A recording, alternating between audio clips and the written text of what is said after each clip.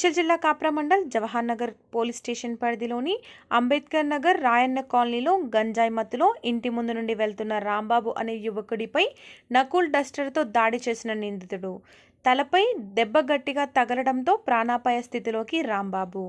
స్థానికులు స్పందించి వెంటనే ఆసుపత్రికి తరలించారు. గంజాయిని అరికట్టాలని, గాయపడిన రాంబాబుకు వెంటనే న్యాయం చేయాలని స్థానికులు రోడ్డుపై బైఠాయించి ధర్నా చేపట్టారు. రాంబాబుపై జరిగిన దాడికి పోలీసులు స్పందిస్తూ నిందితుడిపై అటెంప్ట్ మర్డర్ కేసు నమోదు చేసి జైలుకు పంపిస్తామని ధర్నా విరమింపచేశారు. రాత్రి సమయంలో పొట్టి శివ అనే వ్యక్తి తను వీళ్ళ గంజాయి స్మగ్లర్ అని చెప్తున్నారు. ఇతను కానీ రాంబాబు అనే వ్యక్తిని పట్టడం వల్ల అతను అపస్మారంగా వెళ్ళిపోయాడు. ఆ విషయంలో ఇక్కడ చాలామంది ఇక్కడ ఇబ్బంది ఎప్పటి నుంచో పెడుతున్నారని పబ్లిక్ వచ్చి రోడ్డు మీద ధర్నా చేయడం జరిగింది.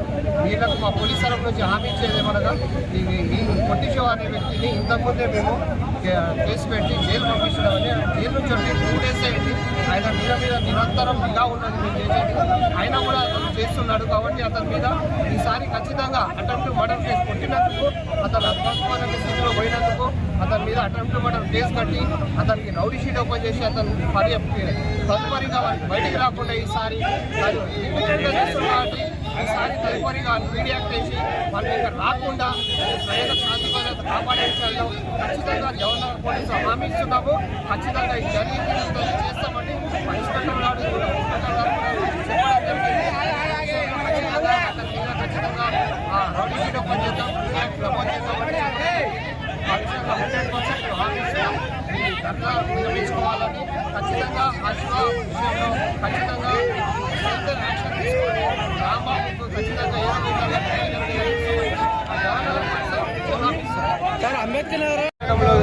విషయంలో మా సిపి గారు ముందే మాకు మీటింగ్ పెట్టి ఈ విషయంలో ఖచ్చితంగా అన్ని గట్టి చర్య తీసుకోవాలని అందరు ఆఫీసర్లకు మా సీఎం ఆఫీస్ నుంచి సీఎం గారు కూడా ఈ విషయంలో మొన్న మీటింగ్ పెట్టి అందరు ఉన్నతాధికారులకు మీటింగ్ పెట్టి ఈ విషయంలో ఖచ్చితంగా గట్టి చర్యలు తీసుకోవాలని ఆదేశించడం జరిగింది.